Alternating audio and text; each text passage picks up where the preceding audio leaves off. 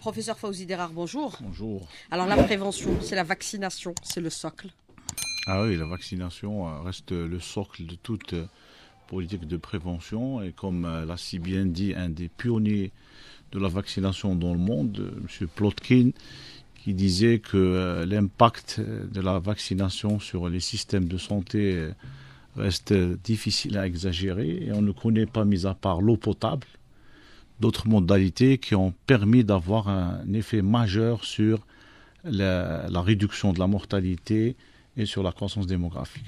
Alors, le premier décret rendant obligatoire la vaccination en Algérie a été promulgué en 1969. Depuis, on a parcouru beaucoup de chemins, beaucoup de choses ont été réalisées. On est classé parmi les pays pionniers puisque ça avait été commencé déjà avec le feu professeur Grango. On est sur la même lancée, on continue. Exactement. Vous me permettez de rendre encore une fois un grand hommage à ce grand monsieur qui a fait beaucoup pour la vaccination, pour arriver là où on est actuellement. Et cette vaccination est passée par des stages, des différents stades, et le dernier étant l'avènement du nouveau calendrier qui va rentrer qui va être opérationnel, je crois, à partir de mai ou juin, et qui permettra bien sûr d'alléger toutes les visites au secteur sanitaire et d'avoir moins d'injections. Et ça, c'est un grand acquis pour le système de vaccination que je peux considérer comme une apothéose pour ce système de vaccination qui a commencé en 1969. Mais que comprend ce nouveau carnet vaccinal ou ce calendrier vaccinal, professeur le changement majeur, le changement majeur, c'est l'introduction du vaccin hexavalent, c'est-à-dire que si c'en est, vous allez avoir, par voie de conséquence, moins d'injections à faire et moins de visites pour les enfants dans les zones. Ce qui va vraiment alléger ce système et qui va rendre plus flexible ce calendrier vaccinal. Et ça va être un ressenti clair pour la population.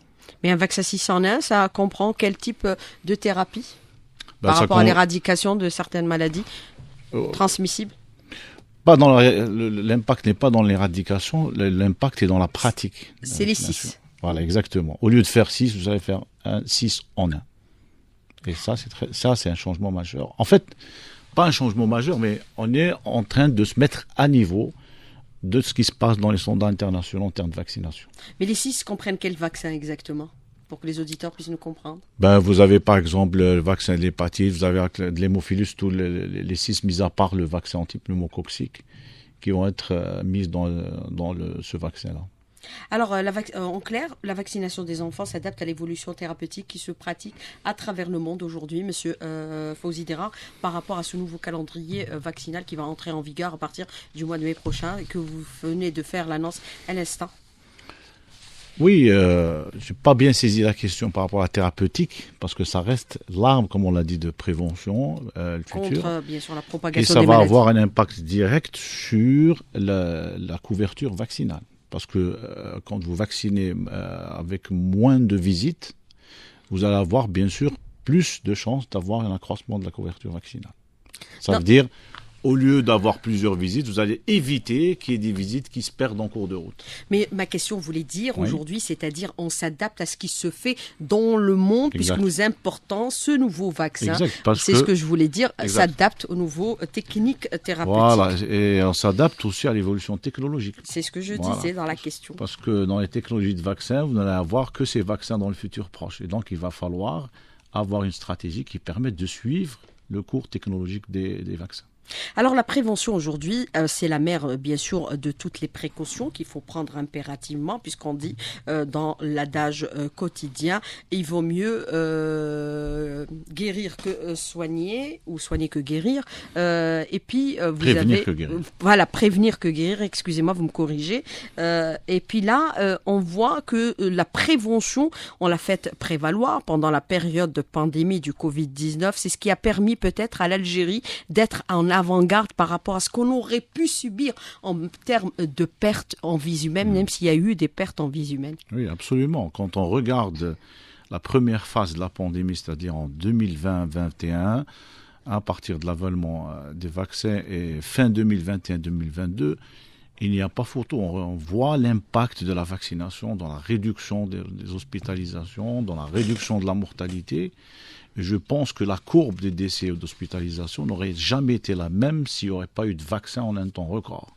Et c'est pour ça que cette vaccination, comme on l'a dit au début de l'émission, a un impact direct sur la réduction de la mortalité et même sur la croissance démographique. Quand on regarde, on voit le nombre de décès dans le monde qui est dû à cette vaccination, on ne peut que s'estimer heureux et chanceux par rapport à ce qui se passait dans les pandémies antérieures et même dans les maladies antérieures, telles que par exemple la poliomyélite ou autres. Alors, mais certains remettent en cause aujourd'hui la vaccination qui, selon eux, n'est qu'une affaire commerciale au profit des laboratoires pharmaceutiques. Quel est votre commentaire justement par rapport à cette question? Puisque nous-mêmes, nous l'avons subi en 2018 par rapport à la question de la rougeole, où il y a eu une réticence des parents à la vaccination de leurs enfants. Pour ma part, pour moi, ça reste une insulte pour la communauté scientifique qui a dédié tous ses travaux et toute sa vie pour que les gens vivent en toute sécurité sanitaire. Et c'est pour cela que cette vaccination n'a jamais mis en danger. On le voit avec la réduction, comme on l'a dit, de la mortalité, la réduction de l'impact sur l'hospitalisation, sur les systèmes de santé. Et on l'a vu dernièrement dans la pandémie de Covid, où ça a permis, les études maintenant le montrent, les papiers sont publiés, elles montrent combien on a sauvé de vies grâce à cette vaccination. Et c'est encore prévisible pour les années à venir, avec les pandémies qui vont revenir, les épidémies qui vont arriver. Vous n'avez pas de choix d'autre que la vaccination, parce que toutes les autres modalités que sont les modalités thérapeutiques, vous ne pouvez pas les administrer que quand vous êtes malade. Or, la vaccination anticipe l'apparition de la maladie, anticipe les événements sanitaires. C'est pour cela que cette vaccination, on n'a pas d'autre choix. Mais il y a quelque chose qu'il faut qu'on comprenne très très bien pour aller de l'avant. Cette vaccination permet de juguler la maladie. Dans certains programmes, elle permet d'éradiquer. Par exemple, pour la rougeole, il y a un objectif d'éradication de la rougeole. La polio. Mais ce qu'il faut comprendre, c'est que cette vaccination l'objectif est d'éviter la maladie, entre guillemets, c'est-à-dire éradiquer la maladie, mais attention à l'agent qui est responsable de la maladie, qui reste toujours là. C'est-à-dire que c'est un équilibre, entre guillemets, qui va se produire entre l'agent et la maladie. Et si vous ciblez bien la maladie par la vaccination, vous annulez l'effet de l'agent. Mais dès que la vaccination diminue, ou dès que l'effet commence à s'annuler de la vaccination, entre guillemets, ça veut dire baisse du taux de vaccination, l'agent responsable de la maladie réapparaît et sera responsable de la maladie. Et on a vu dans la rougeole en 2015, par exemple en Europe, et même ici, quand les taux de vaccination ont diminué, corollairement directement, le niveau l'incidence de la maladie augmente. Et ça c'est dangereux pour l'avenir quand on critique, quand on s'attaque à la vaccination. Mais on a vu que pendant la période de la pandémie, il y a eu à un moment donné de la réticence à la vaccination, puis par la suite, il y a eu bien sûr accélération de la cadence, mais nous avons atteint les taux, selon vos déclarations, monsieur professeur Fawzi Dera, l'équivalent de 32%, ce qui reste un taux relativement faible par rapport à cette pandémie. Il y a actuellement, nous sommes en situation d'accalmie. Faut-il encore poursuivre cette campagne de vaccination pour éviter des situations graves? Et c'est votre déclaration. Qu'entendez-vous par situation grave? Il y a un risque de résurgence. Vous avez le virus qui circule toujours. Attention, le Covid circule toujours. On ne sait pas encore l'évolution, même si on sait que grâce à la vaccination, on l'a diminué. Mais regardez à titre d'exemple... Grâce à la vaccination ou l'immunité collective acquise par rapport à la contamination? Nous ne sommes pas encore en Algérie en situation d'immunité collective. Beaucoup de gens ne sont pas encore immunisés contre cette vaccination, surtout quand on regarde l'évolution du variant Omicron. Mais à titre d'exemple, regardez le virus de la grippe, par exemple, qui est un virus qui semble saisonnier et auquel semble s'apparenter le virus de la Covid, selon les dernières études. Vous allez avoir toujours de la mortalité en période de saison propice. Et ça sera la même chose. Si le variant change et on a la saisonnalité qui est là, si la vaccination est en deçà de ce qui est prévu, de ce qui est recommandé, la mortalité qui sera due va augmenter. Et donc il faut savoir que par cette vaccination, on arrive à juguler les différentes épidémies ou l'effet sanitaire qui va se produire. Et donc, en absence d'immunisation, le virus va reproduire ce qu'il reproduit en absence totale de vaccination comme auparavant. Mais, professeur Fawzi Dera, de façon concrète, est-ce qu'il y a toujours des cas de contamination au Covid-19 ? Absolument. Ou alors c'est de la grippe, parce qu'on a tendance il y a toujours des cas de entretenir l'amalgame entre cette grippe qui s'avère extrêmement sévère et avec le Covid-19. Il y a toujours des cas de Covid qui sont confirmés, mais c'est vrai que maintenant, les autres virus tels que le virus cette année, de la grippe... Mais statistiquement, on annonce zéro Covid. Non, on a eu quelques cas de Covid il y a des jours. Il y a des jours où on a zéro, mais il y a des jours, dans le cadre de dépistage, on arrive. Par exemple, à l'Institut, il y a beaucoup de cas qui venaient par la grippe qu'on a confirmé pour le SARS-CoV-2. Et donc, ce SARS-CoV-2 circule toujours. Je tiens à le signaler. Il y a un risque d'une reprise d'une pandémie due à de nouveaux variants ? Je ne le pense pas. Je pense que nous sommes dans la fin de la pandémie. Je pense que l'Organisation mondiale de la santé, dans les 2-3 mois à venir, va déclarer la fin de la pandémie. Mais cela ne veut pas dire que la maladie a disparu. C'est exactement comme la grippe. Ça ne veut pas dire qu'il y a une pandémie, mais chaque année, nous enregistrons dans le monde plus de un demi-million de décès annuels. Et c'est pour cela qu'il faut éviter, surtout pour les sujets à risque, il faut qu'il y ait une stratégie de vaccination claire, que ce soit pour le Covid ou pour la grippe. Et il est clair qu'il est nécessaire aujourd'hui pour vous de poursuivre cette campagne de vaccination, puisque vous déclarez que la vaccination n'est pas là pour éviter, c'est-à-dire la contamination, mais pour éviter les formes graves, de Covid, comme on l'a connu déjà par le passé. Absolument. Ça, c'est une chose qui est trop bien enregistrée parce qu'il y a beaucoup de gens qui vous disent, écoutez, moi, je suis vacciné, mais je suis tombé malade.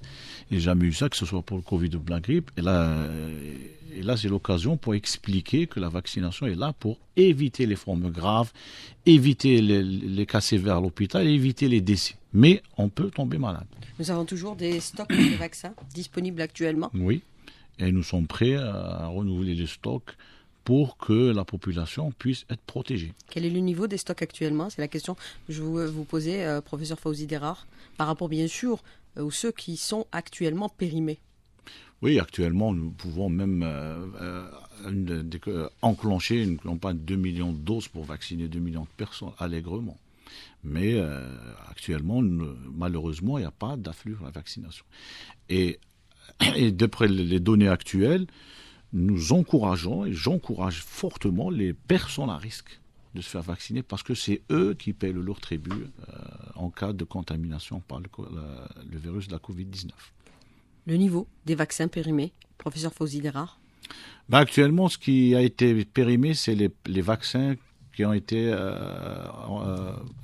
pas importés en forme de don, parce que l'Algérie est inscrite dans le système COVAX de l'OMS, mais actuellement, tous les vaccins dans l'Algérie importés qui ont coûté à la contribuable ont été écoulés.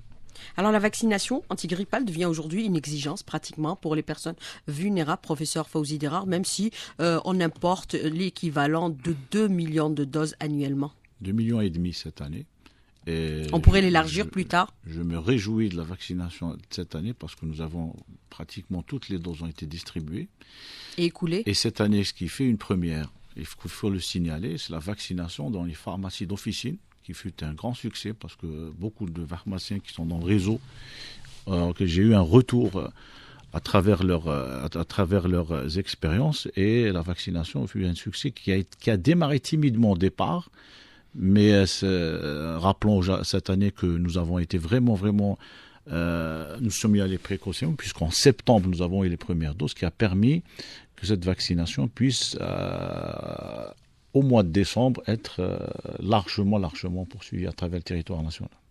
Alors, professeur Fawzi Dera, moi je voudrais revenir avec vous, bien sûr, sur cet aspect sanitaire qui concerne la prévention, qui est la mère de tous les traitements. Avant, bien sûr, le mois de mai, vous l'avez annoncé dans la première partie de l'invité de la rédaction. À partir du mois de mai, ou durant le mois de mai, il y aura bien sûr le nouveau carnet vaccinal qui va comprendre un vaccin nouveau, un 6 en 1. Est-ce qu'on peut considérer aujourd'hui que nous sommes en train de franchir de nouveaux pas en termes de vaccination infantile ?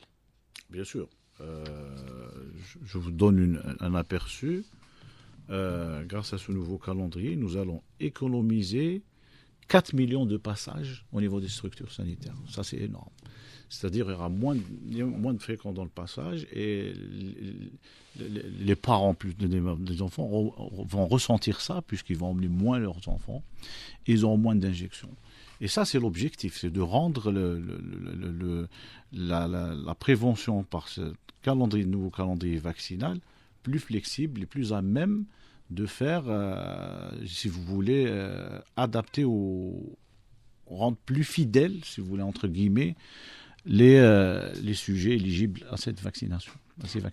Alors, au niveau de l'Institut Pasteur, vous avez plusieurs prérogatives aujourd'hui. Bien sûr, la prévention par le biais de la vaccination qui continue encore contre toute forme, bien sûr, de contamination, que ce soit pour les maladies transmissibles ou maladies non transmissibles. On l'a vu, bien sûr, votre déploiement pendant la période du Covid-19. Mais vous deviez aussi, parallèlement, engager des enquêtes sérologiques pour identifier les foyers de contamination et les contaminations susceptibles auxquelles on pourrait être peut-être par lesquels on pourrait être atteint.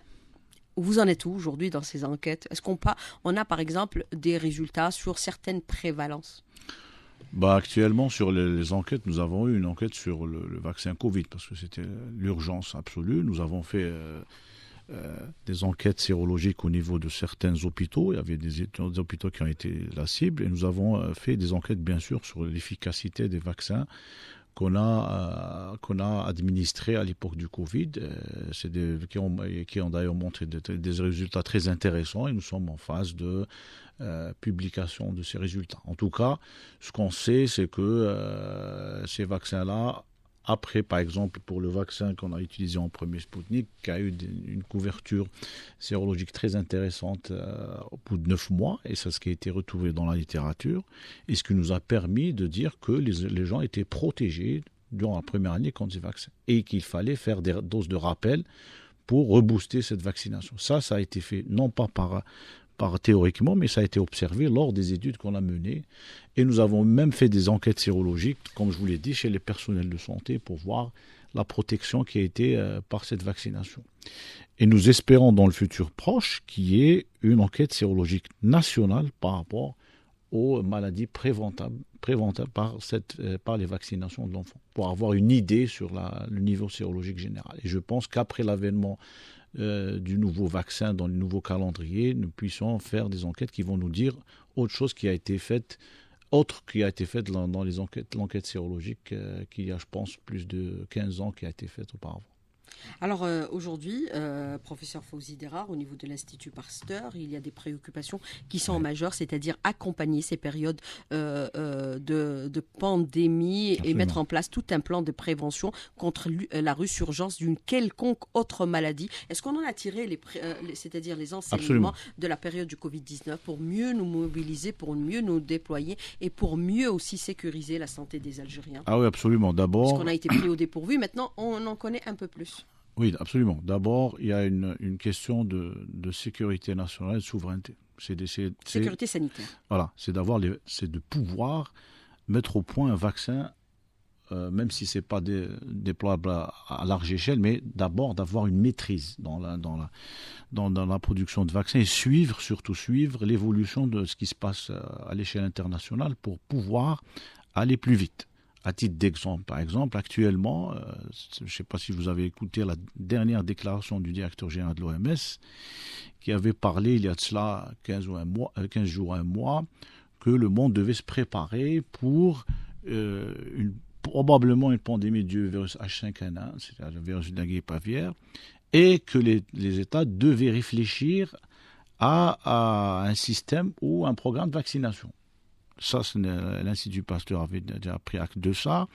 Et nous essayons de voir qu'est-ce qui se passe actuellement en termes de vaccins, parce qu'on sait que l'industrie des vaccins a déjà commencé à produire du vaccin H5N1, ce qu'on appelle des vaccins MOOC, c'est-à-dire que c'est un vaccin qui est présent et qui suit l'évolution de ces virus-là. Une fois que la pandémie est là, ou que l'événement sanitaire commence à apparaître, on puisse inclure ce virus-là dans le vaccin et commencer à vacciner vite. Parce que quand même si on a réussi à avoir en un an le vaccin lors de la pandémie de Covid-19, maintenant le monde essaie d'aller encore plus vite dans l'acquisition de vaccins. C'est pour ça qu'on fait des vaccins, comme on dit, des vaccins templates ou vaccins pseudo-vaccins en attendant d'avoir la souche réelle pour pouvoir vacciner. Tout ça est en train au stade de réflexion et de mise en place dans le monde. Et on n'a pas le droit d'être en retrait par rapport à ce qui se passe dans le monde. Et c'est pour ça qu'à l'Institut Pasteur, nous discutons avec les fournisseurs, nous discutons avec l'industrie qui actuellement se penche sur le vaccin anti-H5N1 parce que l'Organisation mondiale de la santé est très préoccupée par ce virus-là qui est en train de se diffuser dans le monde et qui peut nous surprendre à un moment donné. Donc on n'a pas le droit, après la pandémie de Covid-19, d'être surpris. Mais votre travail est en complémentarité avec celui qui est actuellement opéré par l'Agence nationale, l'Agence de sécurité sanitaire, professeur Fawzi Derar, même si elle n'est pas suffisamment présente sur le terrain. Bien sûr, l'Agence de sécurité sanitaire est une agence qui doit représenter la carte météo du pays, c'est-à-dire c'est la carte maîtresse. C'est la carte météo qui permet de voir quelle est la situation dans les semaines, mois, années à venir. Et ça permet d'engager toute une politique derrière qui va nous permettre de mettre en place certains dispositifs, notamment en termes de vaccination. Alors, des questions des auditeurs qui sont très importantes ce matin, professeur Fawzi Derar, entre autres, celles qui concernent le nouveau carnet vaccinal qui sera connu durant le mois de mai, que vous avez annoncé dans cette première partie de l'invité de la rédaction. Qui a déjà fait l'objet d'un arrêté. Voilà, publié. Et qui sera connu au mois de mai prochain. Est-ce qu'aujourd'hui, cette vaccination qui devient obligatoire pour les enfants, pour les protéger contre toute forme de maladie, bien sûr, transmissible, que l'Algérie a éradiqué avec le plan de prévention mis en place à l'époque, durant les années pratiquement 70, est-ce qu'on peut considérer aujourd'hui qu'il faut aller vers étendre cette vaccination, même aux officines, puisque vous avez parlé de la vaccination antigrippale qui a eu un grand succès parce qu'elle a été réalisée pour la première fois par les pharmaciens. Absolument. Au lieu d'aller à la polyclinique, exact. se déployer à proximité au niveau des pharmacies. Oui, vous n'avez qu'à voir les expériences dans les pays, certains pays européens, notamment le Portugal, où j'avais déjà eu l'occasion de voir l'expérience. Vous voyez nettement et vous sentez nettement que quand vous rajoutez l'acteur qui est la pharmacie d'officine, vous allez avoir une couverture vaccinale qui augmente. Ça, c'est indéniable. Et donc, tous les acteurs qui peuvent jouer un rôle dans la couverture vaccinale doivent être associés. Et c'est pour cela que cette vaccination-là, on doit mettre tous les atouts de notre côté. Il faut qu'on se mette tous sur une même table, tous les acteurs, pour essayer de regarder avec paisible, parce que ce programme, ce qu'il faut retenir, ce programme élargi de vaccination est un acquis historique pour l'Algérie. Ça reste un patrimoine indéniable qu'il faudra sauvegarder pour les années à venir et les générations futures.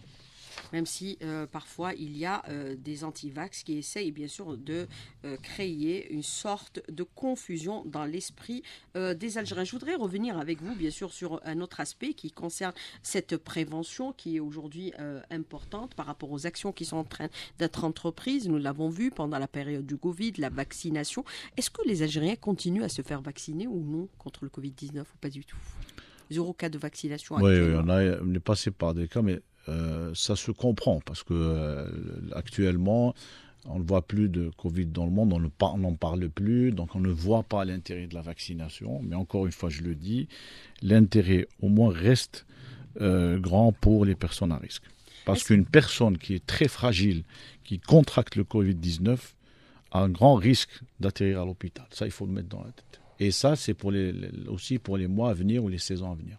Faut-il renforcer la vaccination au niveau de certaines régions frontalières où il y a les flux, bien sûr, des migrants d'une région à une autre, puisqu'on a vu que le professeur Dr Lies Akharmour avait tiré la sonnette d'alarme sur l'apparition des premiers cas importés de paludisme. Oui, que l'Algérie a éradiqué. Oui, bien sûr, ça reste des cas importés et il faudra, nous organisons souvent des caravanes pour faire des rattrapages de vaccination dans les zones frontalières, mais il faut savoir qu'en Algérie, on compte plus de 6000 centres vaccinateurs, ce qui est énorme. Et donc, il va falloir réorganiser au niveau des structures. Mais il faut savoir qu'on vaccine même au niveau de ces structures, au niveau des frontières. Là. Peut-être qu'il faudra encore plus vacciner. et surtout, accompagner cela par des campagnes d'information et de communication. C'est extrêmement important de garder le même niveau d'information, le même niveau de communication dans ces zones-là. Mais est-ce qu'il faudrait renforcer au niveau de ces régions-là, y compris la vaccination des migrants, professeur Fawzi Derar? Absolument. La vaccination, obligatoire, oui. La vaccination, elle existe. Et elle est gratuite. Maintenant, comment se comporter face aux migrants? Là, c'est une autre problématique. Mais est-ce qu'on peut considérer, puisqu'on a vu des premiers cas de paludisme apparaître au niveau de certaines régions frontalières, notamment Taman Rasset, est-ce qu'il y a aussi la resurgence d'autres maladies, c'est-à-dire contagieuses, que l'Algérie a totalement éradiquées, comme le choléra, la rougeole? Non, il y a des maladies je vous l'ai dit, il y a des maladies qui sont sous contrôle, mais des fois, pour de certaines raisons, ils réapparaissent. Actuellement, par exemple, nous avons eu quelques cas de diphtérie qui ont été enregistrés à Ain Saleh, par exemple. Il y a le cas de diphtérie qui est à Bourg Badi Mourtal, mais très vite, nous avons déployé, renforcé la vaccination contre la diphtérie sur ces zones-là pour juguler. Et le niveau, ça a permis de restreindre le foyer très vite. De circonscrire le foyer très vite. Donc, il y a des réactions qui se font au moment et en temps réel quand il y a une maladie qui réapparaît comme ça. Alors, autre question de l'auditeur qui vous dit, est-ce que la vaccination au milieu scolaire doit être aussi renforcée pour, bien sûr, on l'a fait, contrôler le carnet vaccinal? Dernièrement, et ça dans le cadre aussi, parce que dans le cadre, nous avons déjà commencé à appliquer le nouveau calendrier. Dans ce cadre-là, nous avons procédé à une vaccination pour renforcer la vaccination dans le milieu scolaire par le vaccin booster DTC-AIB dont les enfants bénéficient récemment. Alors, est-ce que les vaccins sont disponibles à travers toutes les polycliniques du pays, professeur Fawzi Derar? Parce qu'il y a des journées de vaccination. Quand on se présente, malheureusement, il n'y a pas de disponibilité de vaccins, ou on refuse d'ouvrir un flacon pour un nombre limité d'enfants. Disponibilité, je peux vous assurer que tous les vaccins sont disponibles. En tant que directeur général de l'Institut Pasteur, ça je peux vous l'affirmer. Que tous les vaccins en quantité, en nombre, à travers tout le territoire national. Vous savez, alhamdoulilah, depuis 2-3 ans, nous n'avons pas de rupture de vaccin. Et même s'il y a certaines tensions, c'était dû à l'approvisionnement en temps de Covid, parce qu'en temps de Covid, il y avait beaucoup de restrictions dans les transports, donc ça a permis, mais nous continuons à vacciner. Maintenant, pour l'ouverture des flacons, il est clair que quand vous vaccinez en vaccination de masse, vous ne pouvez pas orienter votre vaccination à une échelle individuelle. S'il y a un flacon pour 10, il faut que les gens respectent le rendez-vous. C'est ce qu'il faut dire. Quand vous donnez un carnet de vaccination qui vous dit que le 9 mars, vous devez vous présenter à votre rendez-vous, il faut présentez-vous au 9 mars parce que de votre présence dépend aussi de la présence des autres. Et donc, c'est extrêmement important de réguler ça dans les aspects de formation. Mais tout est numérisé de telle sorte à ce qu'en cliquant, vous pouvez connaître les quantités existantes à travers tous les centres de vaccination. Professeur Fawzi Derar? Oui. Et vous connaissez les quantités existantes actuellement? Si je vous pose la question sur les quantités existantes de vaccins à travers tout le territoire, vous me répondrez? C'est nous qui approvisionnons les secteurs. Comment ne pas connaître les quantités? Je ne vais pas vous dire aujourd'hui quelles quantités qui sont dans les 58 là, et ça sera non, global, je veux dire un chiffre global.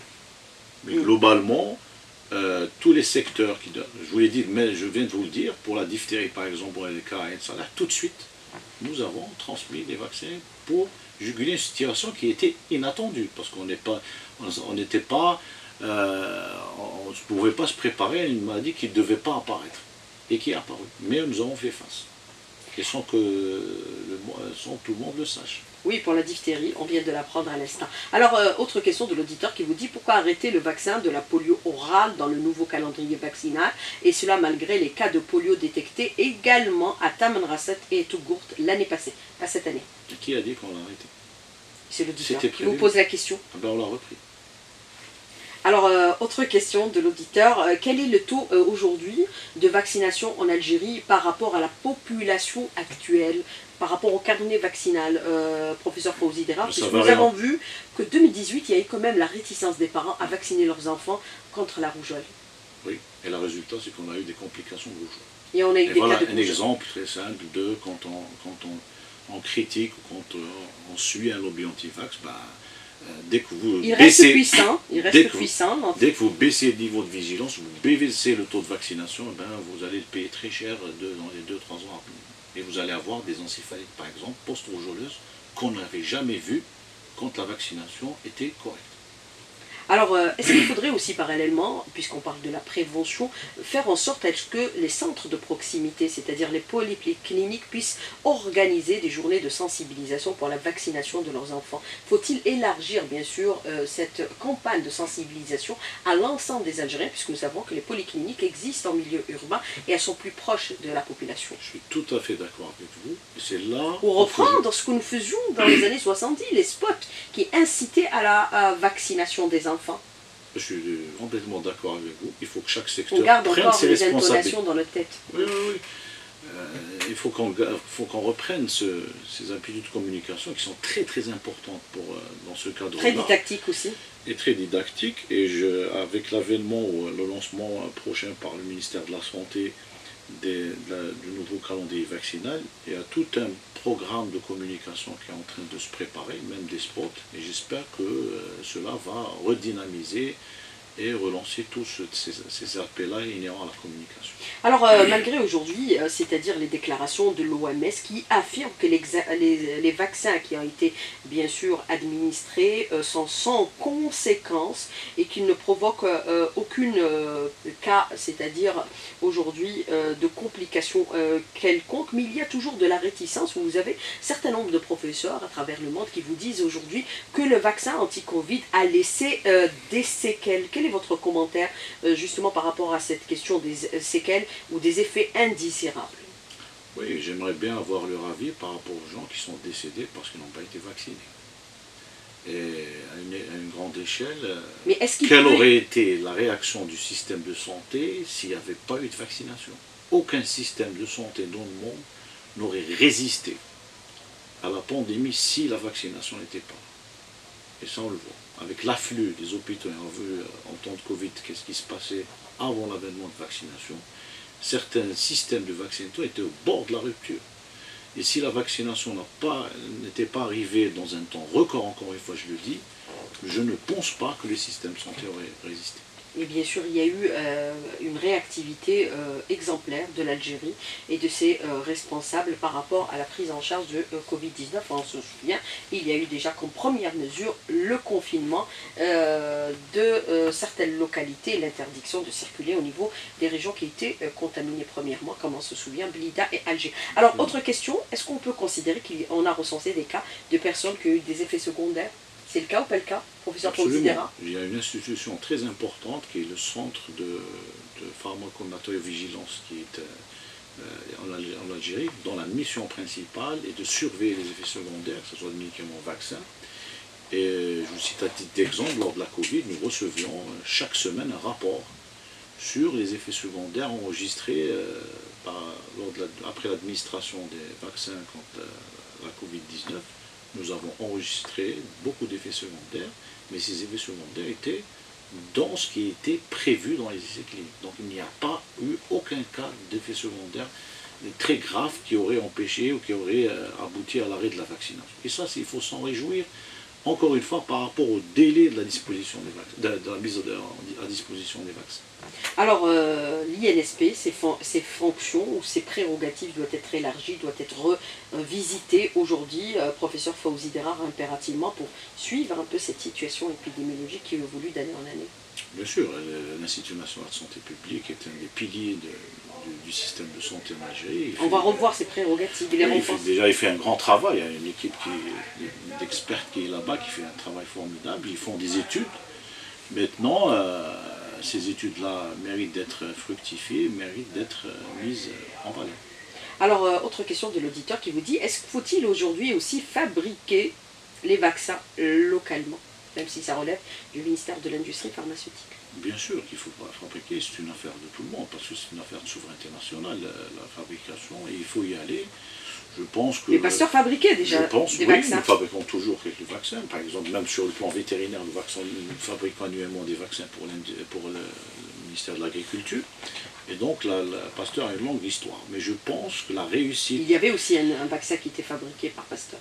Exact, toujours. Le vaccin contre la rage, par exemple, qui est fabriqué par Pasteur. Et nous sommes sur une grande collaboration pour la production du vaccin contre la grippe aussi, qui est un aspect. Nous fabriquons le sérum antiscorpionique qui permet de lutter contre les morsures. Et je pense que la conjugaison de tous les acteurs qui permettra de mettre au point ces vaccins. Alors, autre question d'une auditrice qui vous dit « Ma fille de 9 ans n'a pas reçu de dose de vaccin contre la polio. Le rappel qui aurait dû se faire à l'âge de 6 ans au niveau scolaire n'a pas été fait. Cela est-il grave? Et que dois-je faire aujourd'hui ?» Se présenter au centre de vaccination. La vacciner quand même? Oui. Contre la rage. Puisque nous avons vu aujourd'hui qu'il y a des cas de contamination de l'animal vers l'homme. Ça a été le cas avec, bien sûr, le coronavirus et personne n'est à l'abri, et notamment pour ce qui concerne la rage. Alors, autre question de l'auditeur aujourd'hui, par exemple, sur les enquêtes de prévalence aujourd'hui, est-ce que vous avez les résultats? Non, il n'y a pas actuellement une enquête de prévalence. Nous souhaiterions justement, et je pense que le ministère de la Santé est en train de penser à ça actuellement, qu'à l'orée de la démarrage de la nouveau calendrier qui est une enquête nationale, parce qu'il fait longtemps qu'il n'y a pas une enquête nationale sérologique qui va nous permettre, et d'ailleurs il ne faut pas la faire souvent, mais il faut la faire au moins une fois tous les 10 ans, pour essayer d'avoir une idée sur le niveau de protection au niveau national. Et je pense que de couverture vaccinale. Exact. Alors, autre question, qu'en est-il par rapport à la vaccinovigilance, surtout des nouveaux vaccins, professeur Fawzi Derar? Je vous l'ai dit, il y a un centre de pharmacovigilance qui existe actuellement, et matériaux-vigilance, dirigé par un professeur Laslier, qui fait son travail en matière de vigilance et qui émet des rapports de façon régulière. Alors, il faut visiter leur site. Alors, qu'en est-il de la numérisation du volet de la vaccination, professeur Fawzi Derar? C'est important puisqu'on a vu que même le président de la République a tapé sur la table pour exiger la numérisation de tous les secteurs pour avoir une visibilité sur tout, y compris le taux de vaccination. Je peux vous dire que l'Institut Pasteur s'est inscrit vite dans cette politique de numérisation. Actuellement, nous avons déjà un projet avec l'Union européenne que nous mettons en place à Pasteur, et nous avons lancé un appel d'offres qui a été déjà publié pour la numérisation de tout l'Institut Pasteur. Nous avons déjà 2 soumissionnaires. Je pense que dans une année, au maximum une année et demie, l'Institut Pasteur, pas vis-à-vis de la vaccination uniquement, sera numérisé complètement. Alors on parle aussi de l'innovation dans le domaine médical par rapport bien sûr aux produits pharmaceutiques. Est-ce qu'il faudrait aller vers bien sûr des traitements innovants en matière de prise en charge de certaines maladies, même si ça ne relève pas de vous, professeur Fawzi Derar, mais vous avez une vision globale sur bien sûr l'état de santé des Algériens, sur certaines maladies qui sont en train de faire des victimes malheureusement au quotidien, dont le nombre est incalculable, comme par exemple les maladies cardiovasculaires, le diabète et autres maladies. Professeur Fawzi Derar, hypertension également artérielle. Est-ce qu'il faut se réadapter au nouveau modèle de consommation? C'est important aussi. La santé, c'est dans l'assiette. Mais je sais que le ministère de l'Industrie pharmaceutique fait ce qu'il faut. Je sais que des molécules innovantes, il y en a qui ont été enregistrées chez nous. Maintenant, c'est aux spécialistes, des experts de la question, de regarder sur l'aspect commercialisation, qu'est-ce qu'il y a lieu de faire, et sur l'aspect prescription. Cela n'est pas de mes prérogatives. Oui, mais il vaut mieux prévenir que guérir, c'est-à-dire réduire le taux de sucre dans les aliments. Le décret devait être promulgué. Ce n'est pas encore le cas au niveau du ministère du Commerce, même si durant les années 70, le sucre était considéré comme étant un aliment complémentaire. Mais aujourd'hui, on se nourrit mieux par rapport aux années 70. Donc on parle souvent de la Covid, mais le diabète est une pandémie. Il va falloir trouver les moyens nécessaires, préventifs. Même l'hypertension artérielle. Dans le dépistage. Non, c'est pandémie à partir où il y a plusieurs cas de contamination. Par exemple, on parle pratiquement de 5 millions de personnes atteintes du diabète. Absolument. Même si parfois les chiffres sont approximatifs. Absolument. Tellement il y en a. Donc il faudrait aller vers des campagnes de dépistage à large échelle pour avoir des chiffres qui sont les plus précis possible. Alors, comment faire aujourd'hui pour éradiquer totalement les maladies transmissibles dans notre pays, même si nous avons fait quand même un bond de géant durant les années 70, et on l'a rappelé bien sûr que la vaccination, le décret a été promulgué en 1969. il y a des prérequis pour pouvoir éradiquer une maladie. Par exemple, la rougeole est une maladie qui est dans une cible d'éradication par l'Organisation mondiale de la santé. Se vacciner même quand on va dans un pays à risque, c'est important. Bien sûr. Pour ne pas être contaminé. On a vu le cas du journaliste qui est décédé. Ça ne pourra pas être, mais il faudrait, ça ce n'est pas une maladie qui est prévenue comme les maladies du PEV, mais il y a des maladies qui peuvent être éradiquées, mais d'autres non. Ça dépend du réservoir, et ça dépend du nombre de sérotypes chroniques qui existent dans cette maladie. Les MTH par exemple aussi. Il faut faire très attention. L'insalubrité aussi peut être une cause de maladie, propagation de maladies qu'on a éradiquées. Voilà la peste par exemple. Voilà une question de sécurité sanitaire qui est très importante dans la salubrité des animaux. Et c'est la responsabilité des collectivités locales. Professeur Fawzi Dera, merci d'avoir répondu à nos questions et d'avoir été en direct avec nous ce matin dans le studio. Merci beaucoup, bonne journée, à bientôt. À très bientôt.